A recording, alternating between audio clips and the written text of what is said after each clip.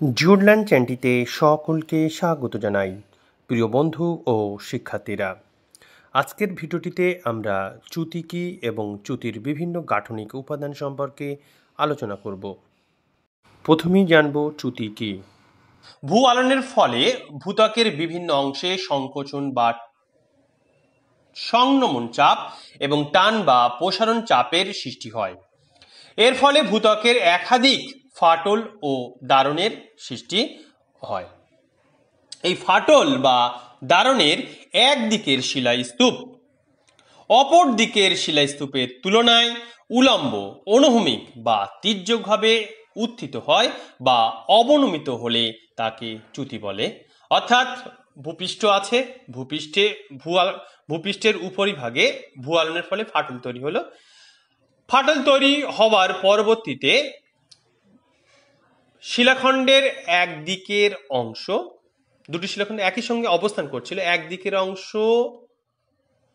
থেকে অপর দিকের শিলাখণ্ডের অংশটি আপেক্ষিক সরণ ঘটল বা সরে গেল, অর্থাৎ শিলাখণ্ডর স্থানচ্যুতি ঘটল।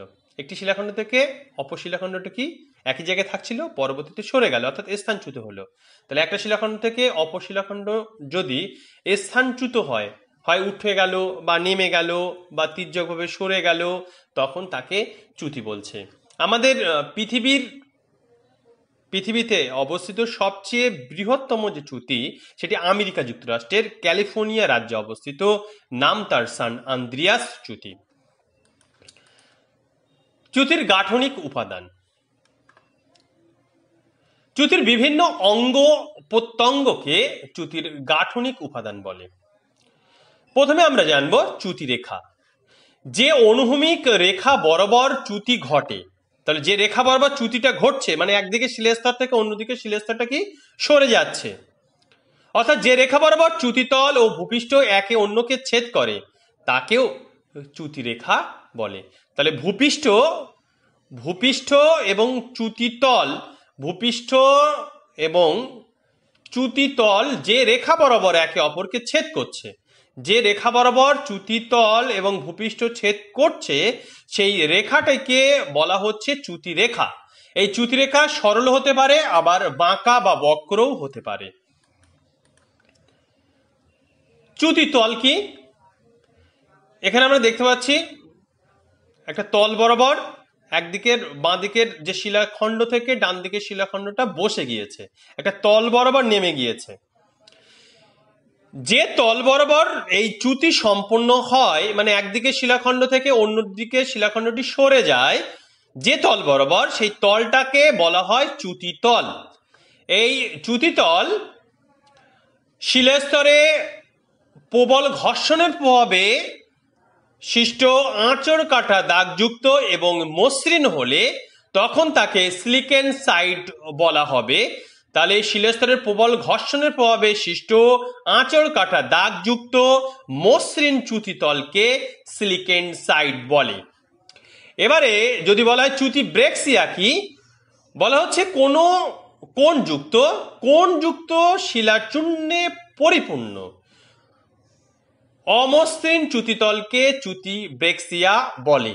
তাহলে মসৃণ যখন হচ্ছিল চ্যুতিতলটা তখন সিলিকেন সাইট বলছিলাম, যখন চ্যুতিতলটি অমসৃণ হয়ে যাচ্ছে তখন সেই চ্যুতিতলকে বলা হচ্ছে চ্যুতি ব্রেক্সিয়া।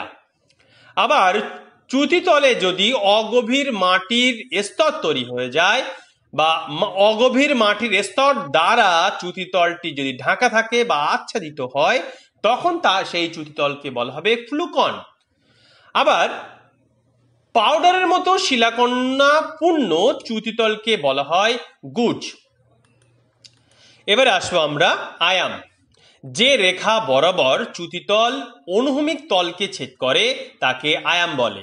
আমরা চিত্রে দেখতে পাচ্ছি চ্যুতিতল যেটা আমি নির্দেশ করছি, এটা হচ্ছে চ্যুতিতল, আর এদিকে আসছে অনুভূমিক তল।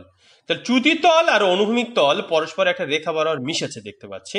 যে রেখা বরাবর মিশেছে তাকে নাম দেওয়া হয়েছে আয়াম। চ্যুতিতলের আয়াম সর্বদা চ্যুতিতলের নতির সমকোণে অবস্থান করে এবং চ্যুতি তার আয়ামের দিক বরাবর প্রসারিত হয়। পরের পয়েন্ট, চ্যুতির নতি। চিত্রে আমরা দেখতে পাচ্ছি এখানে হচ্ছে অনুভূমিক তল আছে, অনুভূমিক তল, আর নিচে এটা আছে চ্যুতি তল। তাহলে অনুভূমিক তল এবং চ্যুতি তল এর মাঝখানে যে কোণটা তৈরি হবে, অনুভূমিক তল চ্যুতি তল, চ্যুতি রেখা বরাবর আসছে চ্যুতি তল, এই অনুভূমিক তল এবং চ্যুতি তলের মাঝখানে কিন্তু একটা কোণ তৈরি হলো, যে কোণটা তৈরি হলো তাকে বলা হচ্ছে চ্যুতির নতি। সঙ্গ অনুযায়ী কি বলছে, চ্যুতি তল অনুভূমিক তলের সঙ্গে যে কোণে নত বা হেলে থাকে তাকে চ্যুতির নতি বলে। অর্থাৎ চ্যুতিতল ও অনুভূমিক তলের মাঝে যে কোণ উৎপন্ন হয় তাকে চ্যুতির নতি বলে। চ্যুতির নতির একটা অভিমুখ আছে, তার পরিমাণ আছে।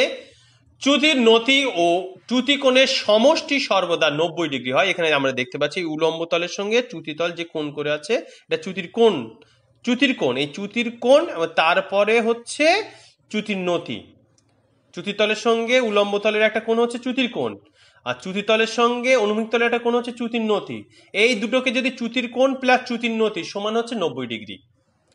নতির পরিমাণের উপর চ্যুতির প্রকৃতি নির্ভর করে। চ্যুতিটা কতটা উলম্ব হবে না তির্যক হবে, কতটা চ্যুতির স্থানচ্যুত হবে প্রভৃতি, মানে সেগুলো নির্ভর করছে কার উপর, চ্যুতির নতিটা কত তার উপর।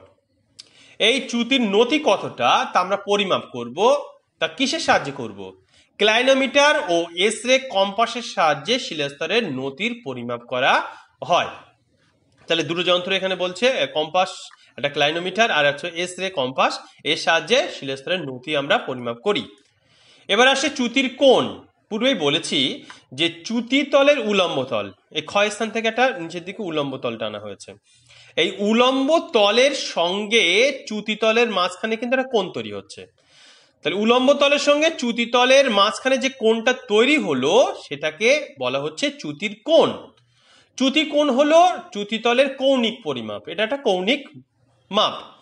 চ্যুতি কোণ চ্যুতির নতির পরিপূরক কোণ, অর্থাৎ আমরা পূর্বে বলেছি চ্যুতি কোণ প্লাস চ্যুতির নতি সমান 90 ডিগ্রি। তাহলে শুধু যদি আমরা চ্যুতির কোণ বার করতে চাই তাহলে 90 ডিগ্রি মাইনাস চ্যুতি তলের নতি কোণ বার করে দিলে আমরা চ্যুতি কোণ পেয়ে যাব। এখানে যদি আমাদের নতির পরিমাণ হয় 45 ডিগ্রি, তাহলে আমাদের চ্যুতি কোণের মাপটা কত হবে, 90 মাইনাস 45 ডিগ্রি সমান 45 ডিগ্রি। খুবই সহজে আমরা বুঝতে পারলাম। এবার আসে ক্ষেপ। চ্যুতিতল বরাবর প্রতিটি চ্যুতির স্থানচ্যুত অংশের উলম্ব ব্যবধানকে ক্ষেপ বলে। এখানে খ স্থানের গ স্থানে একই, পূর্বে প্রথমে চ্যুতি হওয়ার পূর্বে খ আর গ, এই গ স্থানে যে শিলাটার আছে সেটা কিন্তু খ স্থানেই ছিল। পরবর্তীতে এই গ স্থান বা ডান দিকে যে শিলাখণ্ডটি সেটা বসে গিয়েছে, ফলে গ স্থানটিও বসে গিয়েছে শিলাখণ্ডের সঙ্গে সঙ্গে। এখন এই খ এবং গ এই দুটো স্থানের মধ্যে কি একটা উলম্ব ব্যবধান তৈরি হচ্ছে। এই যে কতটা, খ থেকে ক মানে এই দূরত্বটা বসে গিয়েছে, গড় সমান্তরালে আমরা ডাকটা টানলে ক স্থানে ছেদ করছে, তাহলে খ থেকে ক এর মধ্যেটা কি উপর থেকে লম্ব দূরত্ব তৈরি হচ্ছে। বা আমরা উপর থেকেও দেখতে পারি বাঁ দিকে যে শিলাখণ্ড থেকে ডান দিকে শিলাখণ্ডটা বসে গেছে, ফলে মাথাটা যদি আমরা এই অনুভূমিক রেখা টানি তারপর দেখতে পাচ্ছি এই বরাবর এটা হচ্ছে উপরের অংশটা, উপর থেকে কতটা বসে গিয়েছে এই মাপ। তার মানে চ্যুতি হবার পরে কোন একটি শিলাখণ্ড থেকে অপর শিলাখণ্ডটা কতটা উপরে উঠে গেছে বা কতটা নিচে, কতটা উপরে উঠে গিয়েছে বা কতটা নিচে বসে গিয়েছে, তার যে মাপটা পাবো সেই মাপটা হচ্ছে ক্ষেপ। এখানে খ থেকে ক এতটা বসে গিয়েছে, এই মাপটাকে আমরা বলবো কি ক্ষেপ। বা এখানেও দেখানো হয়েছে এতটা অংশ বসে গিয়েছে ডান দিকের শিলাখণ্ডটি। এবার বিস্তারটা কি, চ্যুতি যদি খাড়াভাবে না হয় বা উলম্বভাবে যদি না থাকে, যদি হেলে অবস্থান করে, তবে যে পার্শ্ব ব্যবধান সৃষ্টি হয় সেই পার্শ্ব ব্যবধানটিকে বলা হবে বিস্তার। এখানে আমরা দেখতে পাচ্ছি যে ডান দিকের শিলাখণ্ডটি ডান দিকে সরে গিয়েছে। এবারে আমরা দেখতে পাচ্ছি ডান দিকের শিলাখণ্ডের সঙ্গে বাঁ দিকের শিলাখণ্ডের যেমন উলম্ব একটা ব্যবধান ছিল, উপর থেকে নিচে যতটা উত্থান পতন হয়েছিল সেটাকে আমরা ক্ষেপ বলেছিলাম, কিন্তু পাশের দিকেও কিন্তু সরে যাচ্ছে। এই যে ডান দিকের শিলাটা কতটা পাশের দিকে সরে গেল, বা যে কোনো শিলাস্তর একটা শিলাখণ্ড থেকে আরেকটা শিলাখণ্ড কতটা পাশের দিকে সরে গেল, তার যে দূরত্বটা আমরা পাবো সেটাকে আমরা বলবো ব্যবধি বা বিস্তার।